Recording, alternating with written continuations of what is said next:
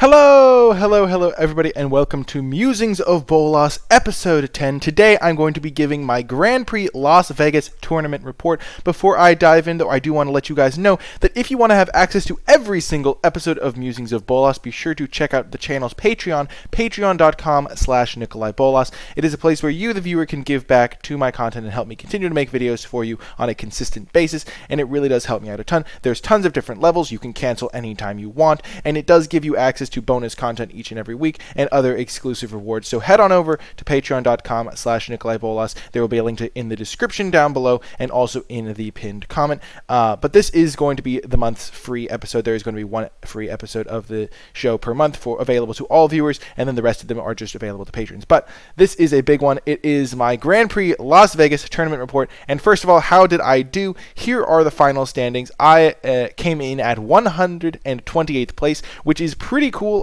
There were about 1,450 people in the event, like 1,440 or something like that. So I came in a very high percentage-wise, and I was like one win away from being in the top 100, and it was a super good time.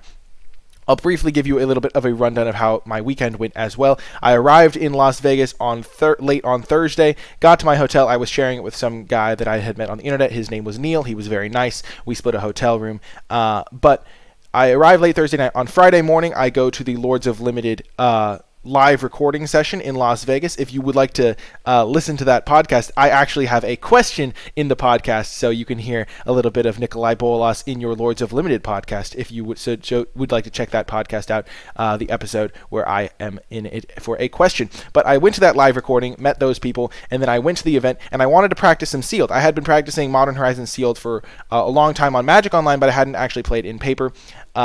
So I decided to play in a couple of last chance trials to get a handle on how to build sealed decks in paper. And at that last chance trials, if you win them, you get a buys or something like that. I met Axel Martinez. He actually won Grand Prix Houston last year, and I talked with him throughout the weekend about how things were going. He was a super nice guy, and I was really happy to meet him. So it was really cool to meet him, and he helped me build my sealed pool after he beat me 2-1 in my first match. So I lost my first match in the little practice thing, but I did another one. I lost my first match there, but I actually did mess that one up. I punted a little bit, so I learned about how to improve for the future. I actually realized I should not be casting my removal spells when my white opponent has mana up, because there's just so many ways to punish that in Modern Horizons. But now to the main event. This is what you guys have probably been waiting for. I ended up, day one, I opened up my very first pack for my sealed pool, and it had not only a foil Fallen Shinobi, it's pretty cool, it also had an Ingenious Infiltrator, and those two cards, very good. They're ninja payoffs, and so I kind of knew that I wanted to play ninjas. I ended up having in my deck, I had 2 copies of Changeling Outcast, I had a Sword of Truth and Justice, and I had a Cordial Vampire, and then just some other pretty good cards. I didn't have any removal, though, so my deck really struggled against certain decks where I couldn't kill their key threats. I lost round 1, actually, super close match against a really nice opponent, and he had a sweet deck as well. And then I rattled off 3 wins in a row, and then I played against my opponent Lucas, who I actually got to play again later in the tournament, a little bit of foreshadowing, but he was a super nice guy as well. We hung out and talked throughout the weekend as well. So I am now playing Lucas. I'm 3-1. I win game 1, lose game 2, and then game 3 he plays in Ayula, which, if you don't know what Ayula Mother of Bears does, it's basically a 2/2 that grows or fights things whenever you play another bear. And then he proceeded to play 6 bears over the course of that game, because he played 2 Mother Bears and he flashed back Mother Bear twice. So I ended up losing that game. I'm 3-2 now, and to make day 2 of a Grand Prix, you have to go 6-2 before the cutoff, and then you get to play one more match. And I'm playing, and I'm like, oh gosh, I got to win 3 in a row. So I win my next match, I win the next match, and I'm in the final match against my opponent, and I win a brutal game 1 because my Fallen Shinobi manages to hit 2 spells on turn 4. Like, I hit a Rot Widow pack, and I hit a Ninja of the New Moon or something, and my opponent just scoops. So I'm like, okay, I've got game 1. Game 2, my opponent just kills all of the cards I play and then just crushes me. And so it's on to game 3. I'm on the play, and I mulligan, and I'm like, no, this is so bad. I really need to win this to make it to day 2. And then my second opening hand had Changeling Outcast and Ingenious Infiltrator. The first time all day that I'd had that, it was super cool. I managed to get the W there. It was really nice. Every opponent I played throughout the weekend was a super nice person, and it was really a fun experience. I made it to day 2, and then in the final match of the day, I played against Joanna, She actually finished one spot behind me in the tournament, Johanna McCabe, I'm pretty sure. And she actually beat me, but she had actually watched my videos before, so that was really cool to meet someone that had watched my stuff. So on the day 2, but before that, I do want to show you my favorite piece of memorabilia. This isn't something that I got at the Grand Prix, but it's something that I enhanced at the Grand Prix. This is my playmat that I use when I play in paper events. And if you notice all those signatures, I actually got like 5 or 6 more signatures while I was there. It's signed by all my favorite pros, pretty much all my favorite Magic content creators. While I was there, I got Numot the Nummy to sign it. I got Kenji to sign Kenji the Numot the Nummy to sign it. I got Saffron Olive to sign it. Andrea Mengucci signed it.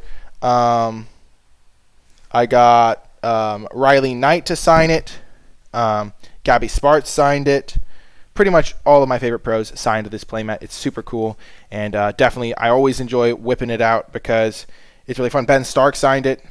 Sometimes it's hard to tell who all the signatures are from because there are so many on this playmat, but it is definitely something that was really cool, and I'm really glad I got to show it off at the Grand Prix and use it at the Grand Prix because it's always really fun for me to get to use that playmat and always fun to get new signatures added to the playmat. So I got a lot of my favorite people to sign it this time around, and yeah, it's really awesome. I'll just put that back later. But on to day 2, I'm 6-3 going into day 2, and I really wanted to get to 10 wins. That was my goal going into the day. I was like, if I can go 4-2 over the course of 2 drafts, I'm going to be set. And my first draft, I sit down at this table, and I absolutely destroyed this draft. I was so happy with how it went. I ended up with a red-green lands deck. I had 3 copies of the gold card for red-green Ruination Rider. I had 8 slivers, so I had like this sliver tribal theme where I could go 2-drop sliver, 3-drop sliver, cleaving sliver, which gives all my slivers +2/+0, and I just absolutely crushed my way into a 3-0 record. I had some really close matches. One of the times my opponent had to hit a creature in 2 draw steps to kill me with Answered Prayers, but he whiffed twice, and I managed to get that win, and then I won that match. It was overall a super cool deck and a really cool. And so I was 1 win away from my 10 wins, and I was like, okay, we got this. And I ended up in my next draft, it was brutal. I think I was drafting solidly, but the guy to my right moved into my colors because he like passed me a good blue card but took a good blue gold card. And then I think the guy on my left was in my colors because like I would take a good black card, but the second best card in the pack would also be black, and same with like kind of my other colors too. So I ended up with a really very mediocre deck, and I lose my first round because my opponent, he actually had an absurd deck. It would have been a struggle even if my deck had been better. But round 2 in this draft, I need 1 more win to get to 10 wins, and I can't come back up against Lucas, the guy that had beaten me the day before, and we'd been talking the whole time, so we were just having a good time playing, and I basically win because in game 1, my deck, the biggest problem with my deck was it had 1 2-drop in it, and it didn't really have a ton of early plays, and I come up against Lucas, and he keeps a clunky hand. He has only like 4, 5s, and 6 drops or something. And I happen to draw my 2-drop. I happen to draw my 1 ninja to ninjutsu onto my 2-drop. And then I happen to draw my 1 copy of Man of War. So I just tempo him out of the game, kind of run him over before he can do anything. And he's like, wow, your deck's actually pretty good. And because I'd been telling him how bad my deck was. Game 2, he keeps a hand, he mulligans, he has to keep a hand with all swamps, and then he never finds a non-swamp until like turn 12. And at this point, I've played my Future Sight, which is like the only good card that I have in my deck. I have played Future Sight, I'm just running him over with value. And then I actually almost decked myself because I was just playing cards, having fun, and then I like cast an Everdream off the top of my deck, drew a card, and I had 1 card left, and I was like, okay, that was almost close, because I had lethal that turn, so I could have just attacked him, but I was just kind of messing around instead. But yeah, always be careful about that. But yeah, I attacked him for lethal. He basically just couldn't do anything because I had Future Sight running for like 4 turns before he even found his second color. So I've gotten to my 10 wins. I'm super happy, and I come into my final match, and it's to the guy against the guy who was passing to me in the draft, and I was like, okay, we can get this done. I don't know how good his deck is, but we can win. I just was kind of feeling confident after my previous win, and his deck, game 1, he had like a blue-white deck, and game 1 he wins by just like growing a Soul Hoarder. I couldn't kill it, and he just kind of crushed me with that. And then game 2, he has lethal on board. He has like the rocks that battle cries and taps a creature, but he forgets to tap my creature. That's a trigger that he missed. So I blocked one of his guys live at exactly 2 life, so it would have been lethal, and come back all the way and win the game thanks to my Future Sight. And then game 3, oh man, this one was a heartbreaker. I had the board under my control. I had my like ninja, I had a creature, I had 2 illusion tokens for my ninja, the new moon, and he attacked me. And then he had one creature in hand. He had one creature on board, and he had a shelter in hand that I knew about because of Future Sight. And he rips Winds of Abandon off the top, destroys my whole board, and then I couldn't stabilize. I was 2 points of damage short of killing him before his flyer got there, and it was a heartbreaking loss. But I'd gotten so lucky the round before, and I'd already gotten to 10 wins, so I wasn't as sad. But if I'd won that one, I would have been in the top 100. So, but that's how variance works, and I did get lucky throughout the day. So tournament. So. You win some, you lose some. But basically, that was how the tournament went for me. I ended up 10-5, which is pretty hard to do. Like, you see all these people with great records, but a lot of that comes down to the fact that they play so many tournaments that they have, and they're really good players, so they have good finishes spread out with some really bad finishes. Like, certain people don't necessarily do as well in every tournament, and people do get losses in early rounds. But without any buys, I was so happy to go 10-5. Because everyone that I played was a good player. They played well. I think a couple of them made some mistakes. But I made mistakes as well, and everyone makes mistakes from time to time. So all the players I played were pretty good, and it was definitely a fun experience. Going to Grand Prix Las Vegas, I got to meet a ton of my favorite content people. As I showed you, I got a bunch of signatures for my playmat. I got to hang out with some people. I got to meet some people that had watched my content. It was really nice to meet all of you folks. But yeah.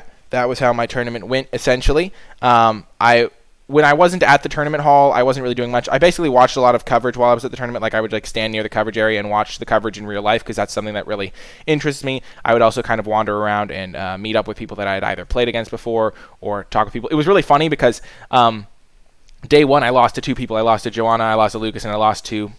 I feel bad for forgetting his name. He was a Hawaiian guy. He was super nice. He beat me in round 1. But 2 of the 3 people that beat me day 1 were in my draft pod, my second draft pod on day 2. So that was kind of cool to kind of get vengeance in a way. And also just, it was really fun. Vengeance is in quotes. It was just kind of a fun experience to talk with them and see them again. But yeah, that was how my Grand Prix Las Vegas went. Pretty good finish. I was really excited. And it's really fun to play in these high-level events because they do... kind of make me feel like a good player when I do well, and they really motivate me to play better and practice hard. One thing I will say about my practice is I think that I needed to practice drafting a little bit more because I really wanted to practice sealed so I could make day 2, but then I didn't practice as many drafts as I maybe could have, and that maybe contributed to my little bit of train wrecking in my second draft when things were a little bit harder to read. But I think part of it was just the way the packs were cracked and stuff like that, the way they were distributed to me. But yeah, that is how my Grand Prix Las Vegas went. It was a total blast, and yeah, maybe I'll go again next year, or I'm definitely going to try and go to a little bit more GPs. This upcoming year, I'm going to be in Europe, so I might go to some European Grand Prix as a way to kind of explore those areas, and then go to a Grand Prix, say hello to play a side event or something while I'm in that area. But definitely excited to maybe play some more high-level events in the future, and yeah.